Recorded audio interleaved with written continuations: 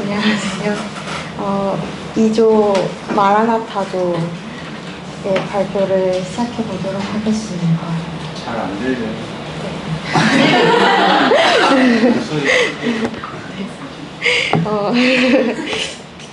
저희는 1번 질문이 성경적 의미와 오해에 대해서, 주의 만찬의 성경적 의미와 오해에 대해서 발표를 시작하도록 하겠습니다.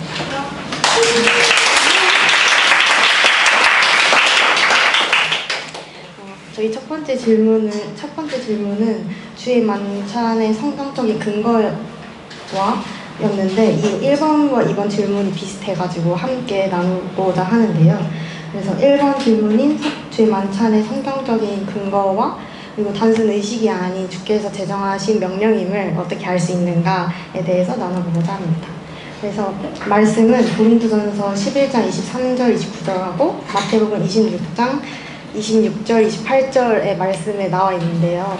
고린도전서 같이 한번 보시면 좋을 것 같고요.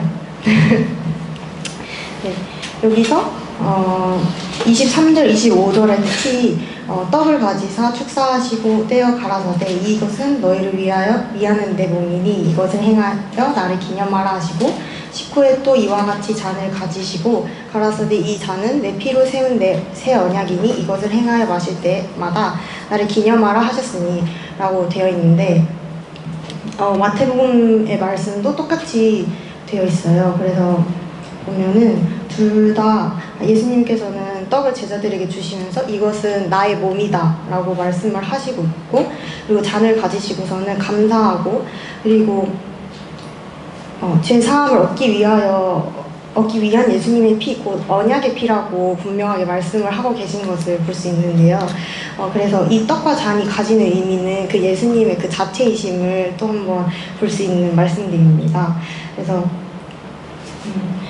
특히 아까 읽어드렸던 고린도전서 23절에서 25절의 그 말씀처럼 떡과 잔을 떼는 것이 단순히 예수님을 기억하고만 있으라고 하는 것이 아니라, 기억하고 기념하라고 하시는 말씀은 우리에게 선택을 주신 것이 아니고 예수님께서 그 보혈의 피로 새로 세우신 저희와 함께한 새 언약이기 때문에 우리가 하나님과 하나됨을 기억하고, 그리고 하나님께서 저희에게 주신 은혜를 기억하고, 그리고 분명히 하라고, 기념하라고 명령하고 계신 것을 이 말씀을 통해서 볼 수 있는데요.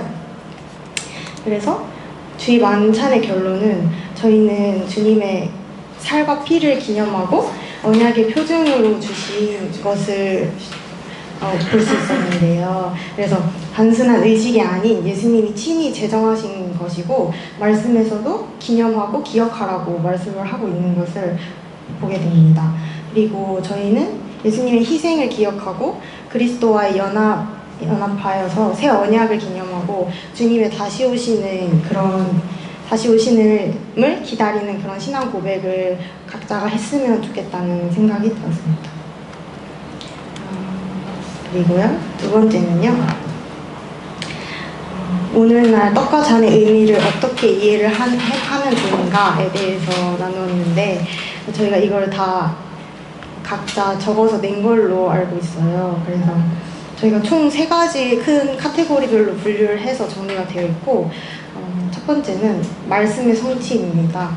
그래서 여기 출애굽기 12장 13절에 보면은 내가 애굽 땅을 칠 때에 그 피가 너희의 거하는 집에 있어서 너희를 위하여 표적이 될지라, 내가 피를 볼 때 너희를 넘어가리니 재앙이 너희에게 내려 멸하지 아니하리라 라고 하나님께서는 피로 인해서 죽음이 넘어가는 것을 볼 수 있었는데, 히브리서 9장 12절 말씀에 염소와 송아지의 피로 아니하고 오직 자기의 피로 영원한 속죄를 이루사 단번에 성소에 들어가셨느니라 라고 하신 것처럼, 예수님의 피는 저희가 매번 유월절과 희생제사를 치르지 않고도 이미 하나님께서는 번제와 속죄제의 의미로서 저희에게 오신 것을 알 수 있었고요. 그리고 네, 그리고 십자가의 사역과 사명을 볼 수 있는데 저희는 땅끝까지 복음을 전파하라는 말씀과 주의 흘리신 보혈을 기억하면서 주님을 저희가 전하는 것이 오늘날 우리가 기억해야 하는 일이고 해야 하는 일임을 저희가 오늘날에 저희가 해야 하는 것이지 않을까라는 생각을 해보게 됩니다. 그리고 두 번째는 한몸된 교회인데요. 그리스도와의 한몸을 이루시는 말씀을 볼 수 있었는데 고린도전서 10장 16절에서 17절입니다. 우리가 축복하는 바 축복의 잔은 그리스도의 피에 참여함이 아니며 우리가 주는 떡은 그리스도의 몸에 참여함이 아니냐. 떡이 하나요 많은 우리가 한 몸이니 이는 우리가 다 떡에 참여함이라. 이 말씀을 보면서 교회로서 저희의 하나됨을 또 알 수 있는데 그리스도가 교회에 미리 참여함을 주신 것이 은혜인 것을 생각하게 되고 네. 그리고 우리가 떡과 잔에 참여하는 것이 그리스도와의 한 몸이 된 것을 기념하는 것이고 또 모두가 한 떡에 참여하는 것이 하나님 안에서 우리가 다 하나임을 또 볼 수 있게 해주셨습니다. 그리고 주님께서 흘리신 보혈로 깨끗게 되고 그의 부활의 영광에 참여할 수 있는 특권 또한 저희가 같이 누리게 되는데요. 그래서 이것을 한 지체인 성도들과 함께 또 나누고 그것을 또 아직 모르는 이방 사람들이 있다면 그것도 전하는 것이 오늘날 저희의 할 일이 아닐까라는 생각을 하게 됩니다. 그리고 마지막인데요. 마지막으로는 생활 속의 의미입니다. 먹지 않으면 죽는 양식으로 저희는 마태복음 4장 4절에 사람이 떡으로만 살 것이 아니요 하나님의 입으로부터 나오는 모든 말씀으로 살 것이라 하느니라 라고 되어 있는데 즉 우리는 하나님의 말씀을 매일의 양식처럼 먹어야 합니다. 이것은 하나님께서 죽으시고 다시 살아나신 것이 번제와 속죄제의 의미만 있는 것이 아니라 화목제의 의미로서 저희와 함께됨을 또 같이 볼 수 있는데요. 그래서 저희는 주님을 기념하는 매일의 일상이 되어야 할 것이고 이 잔은 고린도전서 11장 25절에 이 잔은 내 피로 세운 새 언약이니 이것을 행하여 마실 때마다 나를 기념하라 하셨으니 라고 되어 있는데 주일날 하는 성찬식은 상징적인 것이고 우리가 매일 양식을 먹는 것이 주님과의 그 하나됨을 기념하는 시간이 되어야 할 것입니다. 그래서 여기서 기념하라 하는 것이 또 새 번역에는 기억하라라고도 나오는데요. 그래서 저기서 아까 방금 말씀드린 것처럼 화목제의 의미도 저희가 꼭 기억하고 하나님과 늘 함께 한다는 것을 부활이 이미 끝난 그것이 아니라 다시 살아나셔서 저희와 함께 있음 또한 같이 있는 것이기 때문에 저희와 늘 함께 하심을 기억하고 그것 또한 같이 전해야 할 것임을 분명히 기억을 해야 할 거라고 생각합니다. 그래서 네. 그래서 늘 함께 합시다.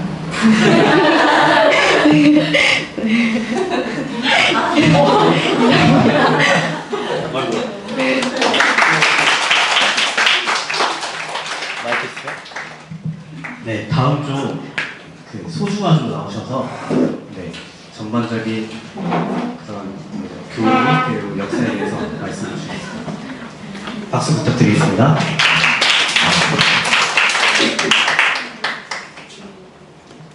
네, 저희는 주의 만찬 역사적 변질과 교리 역할에 대해서 저희는 맡았고요. 저는 역사적 변질과 가톨릭과 이제 개신교의 차이에 대해서 다루도록 하겠습니다. 순서는 다음과 같고요. 우선 교회사 속 성만찬의 변질이 어떻게 일어나는지 간략하게 정리해봤습니다. 총 6개로 크게 나눌 수 있을 것 같아요. 시작은 신약 초대교회로 시작을 하죠. 마태복음 아까 이니 자매님이 말씀해 주신 것처럼 마태복음 26장 26절부터 29절까지 그걸 토대로 저희는 만찬의 행에 대체적으로 단순하게 초대 시기에는 이제 예찬을 이렇게 즐기는 것처럼 유대인들이 보통 이렇게 잔과 이렇게 음식을 먹고 할 때 잔과 이렇게 떡을 이렇게 즐기는 이런 문화가 있었어요. 이제 그런 어떤 차원에서 초대 교회에서 이제 이루어졌고 이렇게 말씀을 근거해서 이렇게 시작을 했다가 이 중간에 이제 중세 왜곡기라고 이제 이야기가 있는데 중간에 사실은 그 핍박이 있게 되죠. 그리스도인들이 이제 많은 핍박을 받고 쫓기고 이런 시기를 거치고 나서 이제 중세 이제 왜곡기라고 하면 12세기 특히 이제 12세기부터 이런 것들이 이제 좀 도드라지게 13세기부터 도드라지게 좀 나타나게 됩니다. 특히 이제 가톨릭을 이제 중심으로 콘스탄티누스가 그 크리스천 그 기독교를 공인하게 되면서 교훈 가톨릭교가 이제 만들어졌는데 상당히 이 종교 안에는 어떻게 보면 저희와 매우 다른 부분들이 많죠.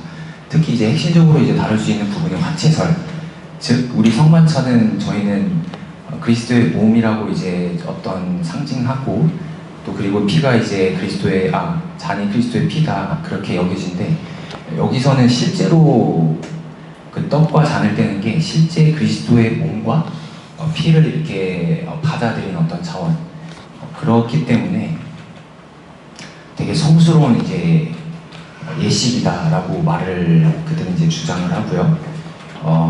성지자 제도가 이제 여기 되게 강화되게 됩니다. 그러면서 특히 이제 떡은 일반 성도들은 이제 떡을 뗄 수 있지만 잔은 떼지 못하고 성지자들만 이제 잔을 뗄 수 있었다. 그것은 즉 이제 성스러운 이제 그 그리스도의 피에는 성지자 정도 되는 자만이 이렇게 참여할 수 있다라는 어떤 그런 왜곡된 부분들이 이제 들어오게 되는 거죠. 그리고 이제 성만찬은 이제 단순히 예전이 아니라 이제 현존하시는 그리스도의 몸을 직접 받는 이제 사건으로 이제 인식하게 되는 거고요. 그리고 가장 핵심적인 이제 부분으로는 제사를 어떻게 보면 저희는 이제 단번에 죄에 대해서 죽으심으로 말미암아 피가 뿌려졌으므로 다시 제사를 드릴 필요가 없잖아요. 근데 가톨릭 거기 있는 분들은 실제로 성만찬을 매번 이제 그 제사 드리는 걸로 이제 인식을 해서 되게 정말 중요하게 생각합니다. 네. 그 다음에 그 다음에 이제 종교 개혁, 그 15세기에 이제 종교 개혁이 이제 일어나게 되죠. 특히 이제 미사라고 하죠. 카톨릭의 이제 성만찬은 이제 예배를 미사라고 하는데 어떤 그 희생의 개념, 그리스도께서 희생되고 매번 이렇게 희생되는 어떤 그런 차원이 아니다. 그것을 이제 비판하면서 떡과 잔은 모든 이제 신자들이 이제 참여할 수 있는 것으로 종교 개혁에 바뀌게 됩니다. 그러면서 이제 루터를 중심으로 하는 교파는 실제로 이제 성만책이 그리스도의 실제 인재, 우리가 성만찬을 뗄 때 그리스도께서 실제로 인재하시는 어떤 그런 차원으로 이렇게 인식하게 되는 거고요. 발명 이제 칼뱅을 중심으로 한 이제 개혁파워 같은 경우는 그리스도께서 실제로 인재하시는 것이 아니라 성령이 이제 하늘에서 우리가 성만찬 때 성령의 어떤 교통하심으로 말미암아 우리가 그리스도와 연합되는 어떤 그런 것으로 주장하게 됩니다. 그 다음에 이제 쯔빙글리 파워 같은 경우는 같은 시대에 15세기에 같이 칼뱅과 루터와 그 다음에 쯔빙글리 이렇게 그 스위스를 중심으로 이렇게 발전된 학파거든요. 근데 이들이 이제 주장하는 것은 성만찬은 이제 기념 또는 이제 상식의 어떤 상징적인 어떤 차원에서 우리가 참여하는 것이다. 그렇게 이제 주장하는 학파도 있었습니다. 그리고 마지막으로 이제 영국을 중심으로 하는 성공회와 같은 경우는 인재는 신비한 것이다. 그거는 그 자체는 뭐 전혀 이상하거나 그런 어떤 문제될 게 없지만 그렇지만 그리스도께서 실질적으로 육체적으로 뭐 임재하신다거나 이런 차원은 이제 부정하는 어떤 형태를 띠게 됩니다. 여기까지가 바로 15세기의 종교 개혁의 어떤 시기에 드러났었던 특징들이고요. 그 다음에 이제 17세기에 들어서 정통 이제 청교도기가 이제 들어서게 되는데 여기서는 이제 성만찬식을 특히 이제 신앙의 이제 고백의 어떤 차원으로 행해지는 어떤 이런 특징이 있습니다. 그리고 여기 특징 중 또 하나가 매주 이렇게 드려졌던 성만찬식이 특히 이제 한 달에 한 번, 분기에 한 번, 혹은 1년에 한두 번 이렇게 점점 이렇게 줄어들었던 거죠. 그 다음에 이제 18세기에서 19세기 이제 복음주의, 이제 근대 시기라고 이제 표현할 수 있는 이 시기에는 특히 이제 개방 및 폐쇄, 오늘날 우리가 말하는 현재도 이제 형제 모임 안에 개방이 있고 폐쇄가 있습니다. 특히 이제 구원받지 않은 사람들, 제가 어느 모임에 가도 제가 구원받았다 해도 제가 만찬을 떡을 떼지 못하는 곳도 있습니다.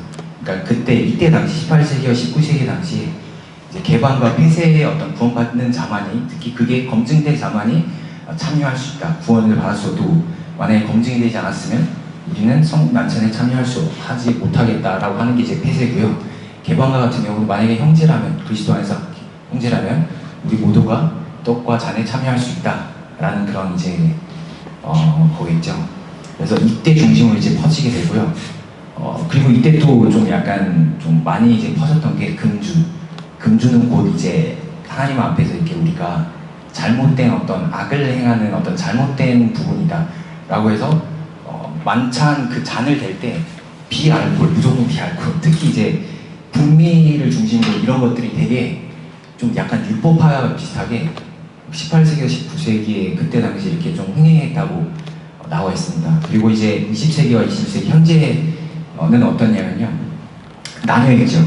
이제 일부 개혁, 성공회 또는 루터교를 중심하는 이런 교파와 같은 경우는 매주 이렇게 성만찬을 참여하는 어떤 형태를 보이고 있고요. 반면에 침례교, 제가 침례교에 있었는데 거기 같은 경우는 한 달에 한 번 혹은 분기에 한 번 이렇게 이제 드리게 되는 그런 형태를 띠게 되고요.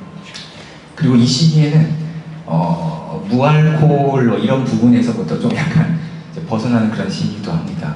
그리고 이제 여기에 좀 논란이 됐었던 부분, 최근 이슈죠, 비교적. 코로나 시기에 이제 온라인으로 이제 만찬 우리가 대하는 거 이거 맞느냐, 그런 게 좀 약간 이슈화 됐었던 시기이기도 합니다. 신학의 스펙트럼에 따라서 이 성만찬은 실제 그리스도의 임재냐, 아니면 영적인 성령으로 통한 우리가 그리스도와 함께 연합되는 어떤 영적인 차원에서 임재냐, 아니면 단순히 기념식이 기념적인 우리가 어떤 그리스도의 피와 이제 몸에 동참하는 어떤 상징적인 의미에서 행해지냐, 이렇게 나뉩니다. 현대에는 이게 바로 흐름이고요.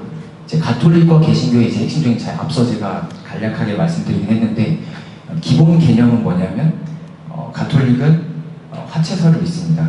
즉 빵과 포도주가 본질적으로 그리스도의 몸이고 그리고 피이다. 그래서 신성하기 때문에 피는 아무도 이제 함부로 이렇게 대할 수 없는 것이다. 그래서 성직자만이 참여할 수 있다. 이런 개념이고요. 반면에 이제 개신교와 같은 경우는 이제 제가 이미 말씀드려서 생략하고요. 교단별로 이제 다양하다라는 부분을 이제 말씀드릴 수 있을 것 같고, 어떤 희생의 의미, 그리스도의 어떤 희생의 의미가 어떤 의미를 갖냐라고 했을 때 매 미사가 이제 예배라고 말씀드렸습니다. 가톨릭의 미사, 그 미사 때마다 그리스도의 희생이 사실상 그들은 하나님 앞에 제사를 드리고 있는 거죠. 제사를 드리고 있는 거고, 반면에 우리는 십자가의 희생을 단번으로 이루어진 것으로 이제 저희는 믿고요. 그걸로만으로도 이미 우리는 완전하게 되었다. 반면 이제 성만찬은 그리스도의 이제 희생을 기념하고 이제 선포하는 어떤 개념에서 우리는 받아들이죠. 의미적인 측면, 그러면 성만찬의 의미는 어떤 의미를 가질까라고 봤을 때 그들은 가톨릭 같은 경우 성만찬을 거행함으로 인해서 구원의 은혜를 매주 받는 거예요, 사실. 이걸 안 하면 다시 구원을 받았는데 그 주간은 죄인이 되는 거예요, 가톨릭의 개념에서는. 근데 반면에 우리는 그렇지 않죠. 우리는 구원을 오직 믿음으로 받고, 성만찬은 그 믿음을 고백하는 하나님 앞에서 하나님의 은혜를 이제 기념하는 어떤 차원으로 우리는 지켜하고 있습니다. 또 가장 핵심적으로는 그리스도의 안에서 큰 맥락에서 우리가 그리스도 안에 살아간다 라는 측면이 있겠죠. 마지막으로 이제 참여 방식 같은 경우는 사제 중심적 전례 형식이 엄격하고요. 전통적으로 자는 성직자만 참여 가능했다라는 부분이 나오고, 반면에 이제 저희 개신교 같은 경우는 저희 모두가 그리스도의 지체로서 그분의 몸에 동참하는 어떤 그런 예식으로 저희는 이제 참여하게 되는 거죠. 네, 이상으로 발표 마치도록 하겠습니다. 아, 2부 있어요? 3분 30초씩 드리셨는데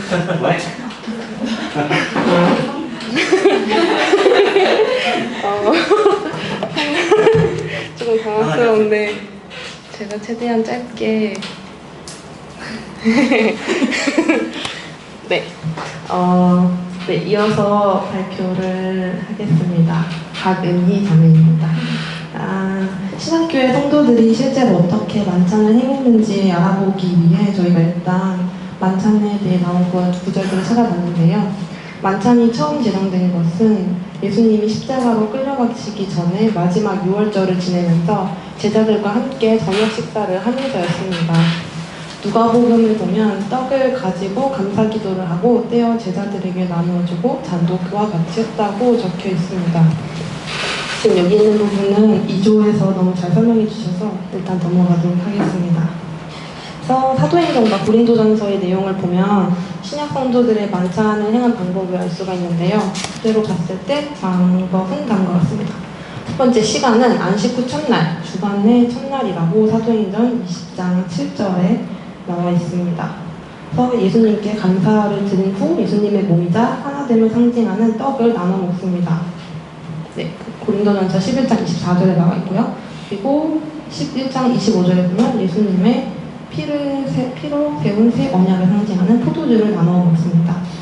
그리고 지금 따로 슬라이드에는 적혀 있지 않지만 예수님께서 제자들과 다락방에서 만찬을 지정하셨고 예루살렘 교회 성도들은 집에서 떡을 떼며 함께 교제했다고 나와 있고 또 고린도 교회 모임에는 고린도 교회는 모임 장소에서 만찬을 나눴고 드로아 교회는 밑다락에서 모여 주의 만찬을 지켰다고 성경에 나와 있습니다.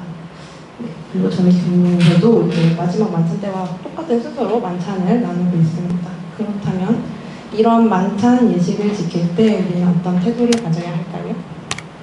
네, 이렇게 4가지로 정리해봤습니다. 첫 번째로 기념의 태도입니다. 예수님께서는 이것을 행하여 나를 기념하라 하셨습니다. 이 말씀처럼 만찬은 우리가 잊지 말아야 할 주님의 십자가 희생을 다시 기억하는 시간입니다. 우리가 일상에서 분주함 속에 예수님을 잊고 지낼 수 있지만 매주 만찬에 참여함으로써 다시 한번 예수님을 기억하고 떡과 잔이 갖는 의미를 떠올리며 감사와 찬양으로 나아가야 합니다. 두 번째로 소망과 기다림의 태도를 가져야 합니다. 예수님은 만찬을 통해 우리가 그분의 다시 오심을 바라보게 하셨습니다.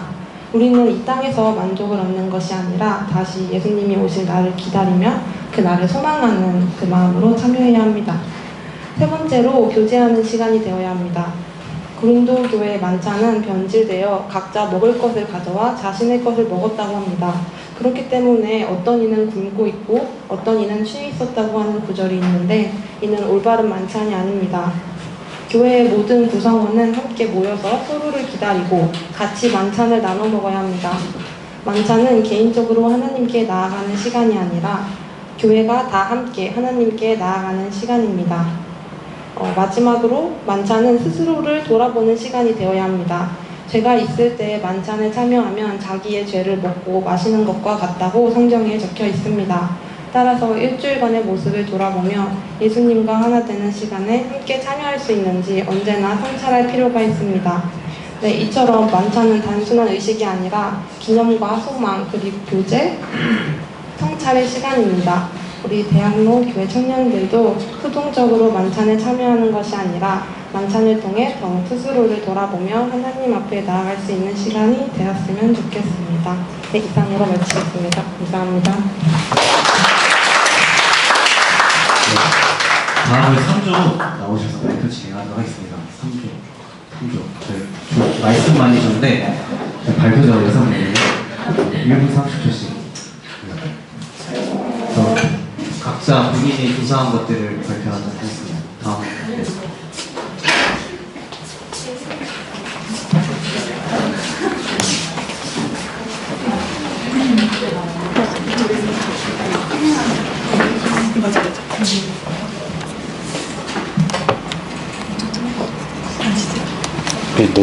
내리면서 하세요.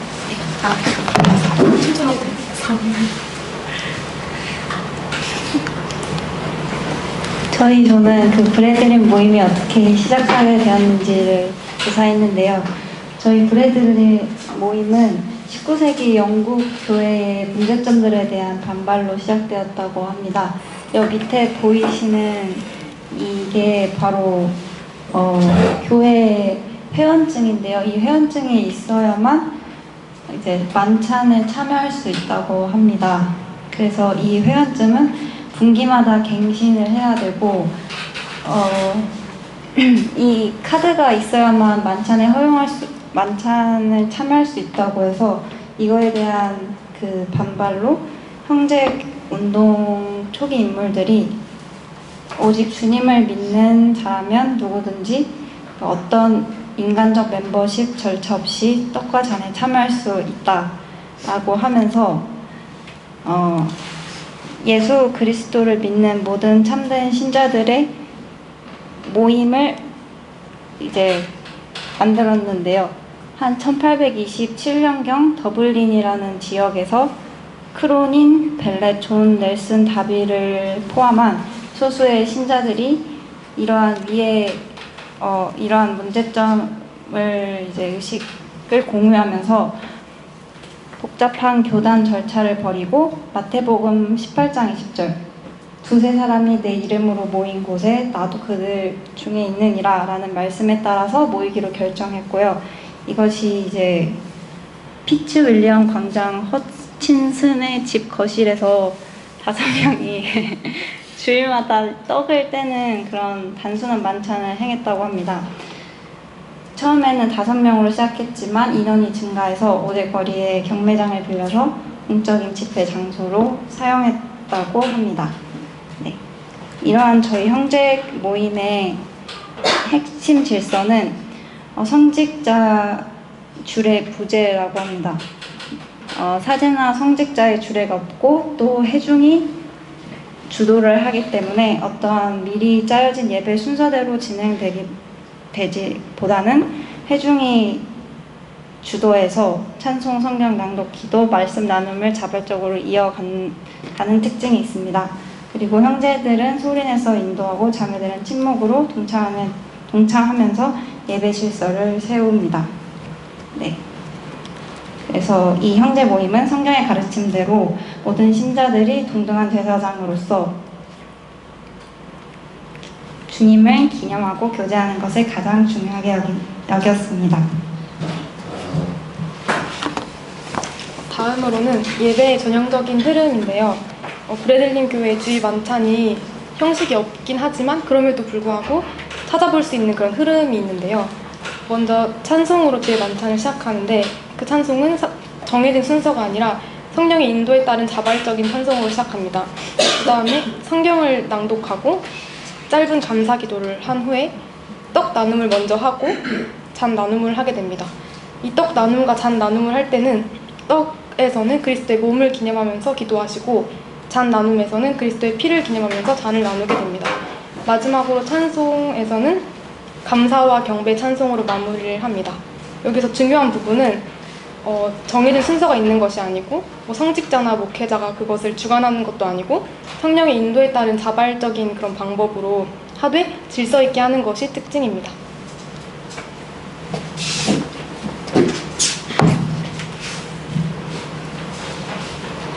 네, 그 다음 두 번째는요, 집행 방식과 참여 원리입니다. 조금 더 실무적인 부분을 다뤄보도록 하겠습니다.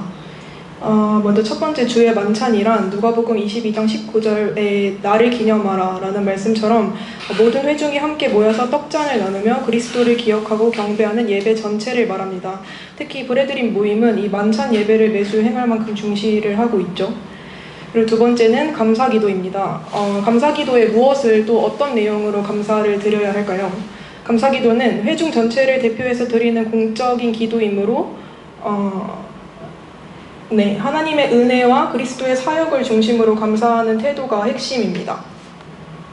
그러면 세 번째는 주의 만찬 전의 준비인데요. 고린도전서 11장 28절 사람이 자기를 살피고 그 후에야 이 떡을 먹고 이 잔을 마실지니 이 말씀처럼 만찬 예배 전에 자기를 살피고 회개하고 또 형제 자매 간에 화해하며 정결한 마음으로 예배에 나아가도록 해야 합니다. 그렇다면 우리 대학로 교회 분위기, 만찬 예배 시작 전의 분위기에 대해서는 어떻게 생각하시나요? 일단 중요한 것은 죄의 고백과 용서 확신의 시간을 그 예배 시간 전에 반드시 가져가야 할 부분이기 때문에 좀 다소 분주하고 어수선한 분위기라면 조금 일찍 자리 정돈을 해서 한 예배 시작 전에 10분 정도라도 그런 침묵의 시간을 가져서 마음을 정돈하는 것이 필요하다고 보여집니다. 그다음에 네 번째는 대표 기도와 개인 기도의 차이인데요. 만찬 예배를 할 때 그 개인 사정에 대해서 기도를 드리는 것이 맞는가에 대한 부분에서는 주의 만찬 예배는 그 성격이 개인 중심보다는 아까 초반에 강조했다시피 공동체적으로 주님의 죽으심을 기념하고 선포하는 예배라는 점에서 구분이 필요하다고 보여집니다. 고린도전서 11장 26절 이 떡을 먹으며 잔을 마실 때마다 주의 죽으심을 그가 오실 때까지 전하는 것이니라. 따라서 만찬 예배 중에 그 개인 사정을 위한 기도보다는 좀 온 회중이 아멘으로 화답할 수 있는 내용의 감사 기도가 좀 더 합당하다고 볼 수 있겠습니다.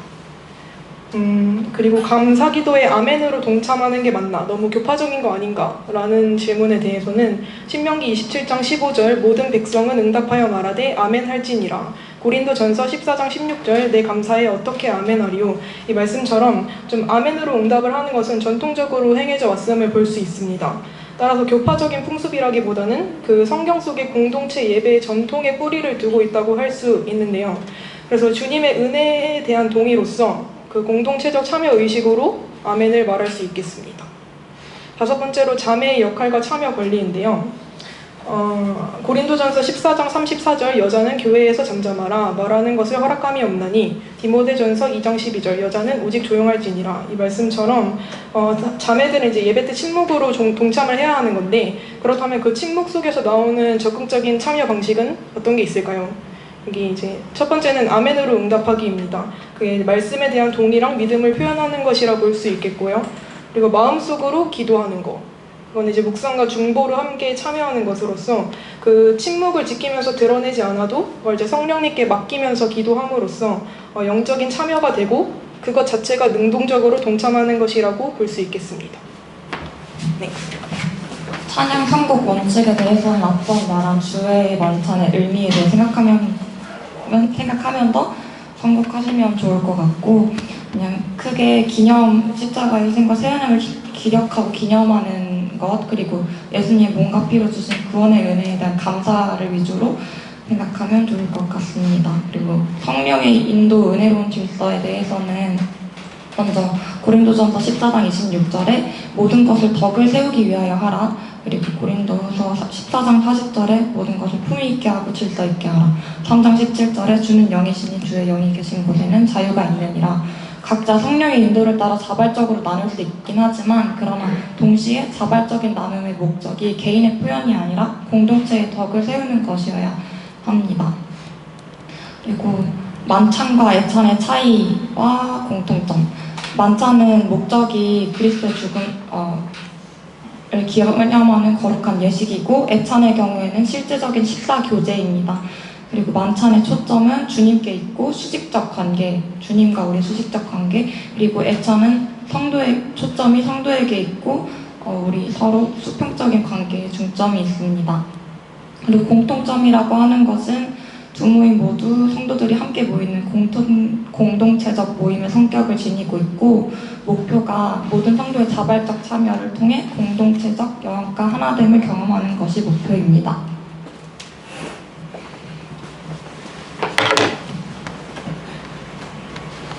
네, 다음으로 브래들링 트렌드 또는 흐름 또는 현상에 대해서 알아보고 그리고 중요한 다음 세대 방향에 대해서 알아보겠습니다. 가장 먼저 이제 키워드 보면은 이 흐름에서는 꼭 브래들링뿐만 아니라 공통된 문제점이라고 볼 수도 있는데 고령화가 가장 큰 키워드입니다. 그래서 현재 상황으로는 영국 또는 캐나다의 다주 회중의 노령 비율이 상승하는 것을 볼 수 있습니다. 그리고 좀 더 자세하게 들여다본다면은 일단 반복되는 순서와 익숙한 표현 속에서 습관적 또는 기계적이라고 먼저 볼 수 있는데 그런 참여가 늘어나서 형식적인 참여가 되는 것을 또 볼 수 있습니다. 그리고 어떤 형제는 참여하지 않으므로 이제 침묵으로 이제 그 만찬에 참여를 했는데 근데 그거를 이제 비참여 이제로 오인하는 경향이 이제 볼 수 있고요. 그래서 여기 보이시는 고독 속 침묵으로 자유 형식 참여에서 내가 왜 참여하지 않으면 비참여인가라는 이제 부담이 이제 생기는 것을 볼 수 있습니다. 그리고 아까도 이제 말했듯이 기도의 변질에 대해서도 현상이 생기는데 만찬 예배 기도는 본래 떡과 잔에 대해서 짧고 분명 감사가 이제 핵심이지만 또 간증이나 설교처럼 이어지는 경우도 있어서 기도가 변질되는 것도 있습니다. 그리고 또는 일부 교정에서 아멘의 이제 화답이 거의 이제 적어지는 아멘의 약화라고 하는데 그런 현상도 지금 일어나고 있습니다. 그래서 자매들은 이제 나는 무엇을 적극적으로 할 수 있냐라는 이제 질문들도 또 늘어나고 있습니다. 그리고 네, 똑같은 말이지만 이제 마이크에 대한 이제 이 만자 참여에 대한 압박이 이제 커지는 경향도 있습니다. 그래서 이런 여러 가지 이제 현상들에서 저희는 이제 어떻게 생각을 할까 보면은 일단 이 만찬이 단순히 어떤 의식이 아니라 영적 체험의 통로로 재해석을 할 수 있다. 그래서 상징과 예식을 활용한 영성 회복으로 생각을 해볼 수 있습니다. 그리고 다음 중요한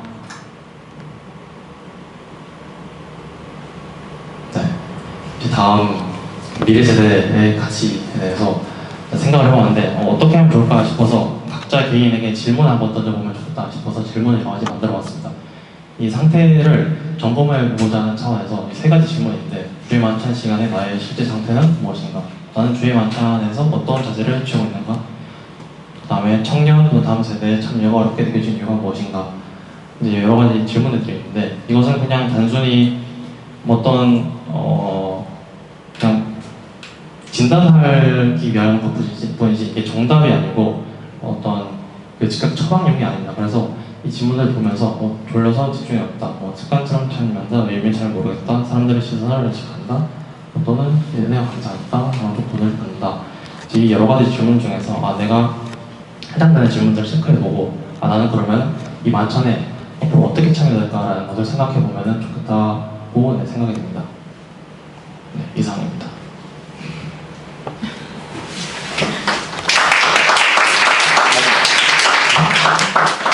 네, 모두 고생 많으셨고요.